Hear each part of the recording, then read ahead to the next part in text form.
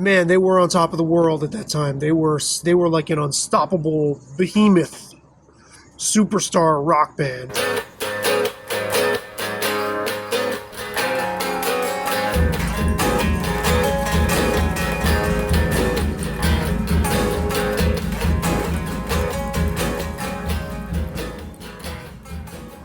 Hey, welcome to Feedback Def. I'm Sabby Arcade, the apostate music journalist. Having lunch, talking with my mouth full. I just heard Van Halen's Jump in the supermarket. And it was quiet enough where I could really listen attentively to it in a way that I haven't done in years and years. And I walked around listening to the whole thing. And I was like, wow, I remember that's when I got into this band. I was lucky enough to catch them in real time, not seeing them in person, but get on board with the Van Halen phenomenon right at that time. I was 11 years old.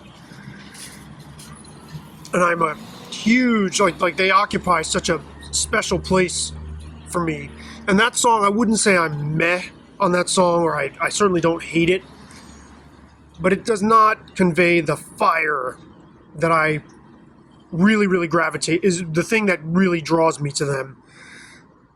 At the same time, I do think that's a song that did not benefit, as much as it benefited their legacy, that did not benefit from being played so much. Because it is, number one, it does have enough of their essence to convey what they were as a band. Like, I don't actually think it waters them down. It's just a different kind of expression, unlike some of their later poppy, ballady kind of tunes that I think absolutely do water them down, like Dreams and what's the other one?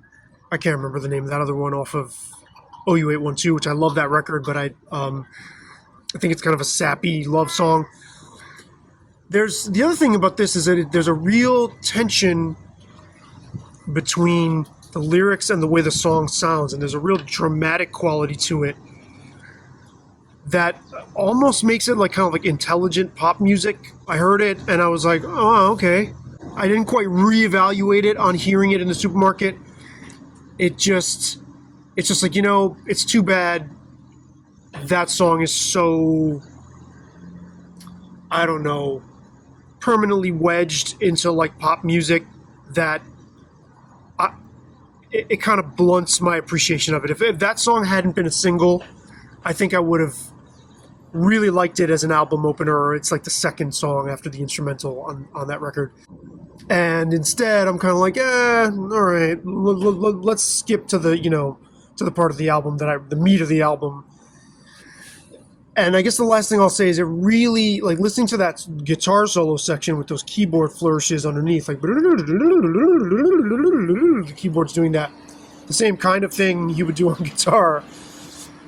I'm like, man, that was really Eddie who was driving their move into synthesizer-based pop. It wasn't David Lee Roth watering them down, It's just interesting. And man, they were on top of the world at that time. They were like an unstoppable behemoth superstar rock band. And I'm glad to have caught the very comet tail end of that phase of their career. Interestingly enough, there is a piece that I just came across online by a music journalist whose name escapes me, but I'll link it to it in the description, who started an email correspondence with Eddie Van Halen just out of the blue. He emailed him on thinking, oh, there's no way he's going to answer, and Eddie Van Halen actually answered, and they developed a long-running back and forth. And one of the things Eddie said was that he regretted playing guitar instead of piano, and it's like, wow.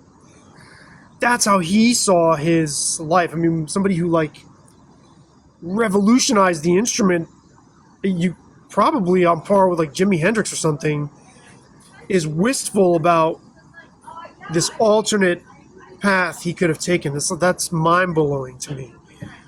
That behind maybe every person like that is another endeavor that they wish they could have given more attention to. It's wild to think about. What are your thoughts on Jump 1984 Van Halen's transition, not just from David Lee Roth to Sammy Hagar, but their stylistic arc from their first album to 1984, how they evolved, all those things. What you think about their place in pop music, their place in rock. I don't mean by pop music like top 40 pop songs that are going to be played when you go into a Whole Foods, right? That kind of thing. Those are my thoughts. For Feedback Def, I'm Sabby RK, having lunch. Enjoy your day.